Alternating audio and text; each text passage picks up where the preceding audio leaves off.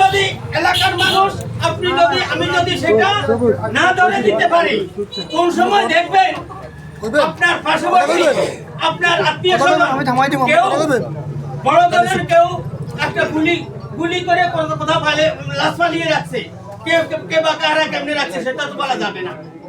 আমি যদি না বলি, কিন্তু গোয়েন্দা সংস্থা দিয়ে যে কোনো ভাবে আপনার তথ্য তার আপনার আমলনামায়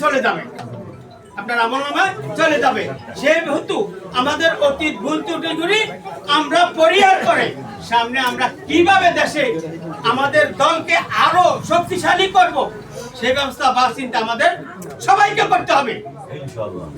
যে অবস্থায় আছেন, যে অবস্থায় থাকেন, আপনার সবাই সেই চিন্তা ভাবনা করতে হবে।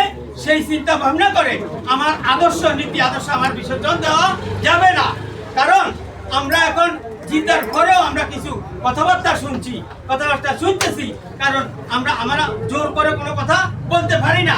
কারণ এক সময় আমাদের ভোট দিয়ে ঝাটকিলে যখন আমাদের ভোট গেছে তখন এমপি ঘোষণা দেওয়া হয়েছে।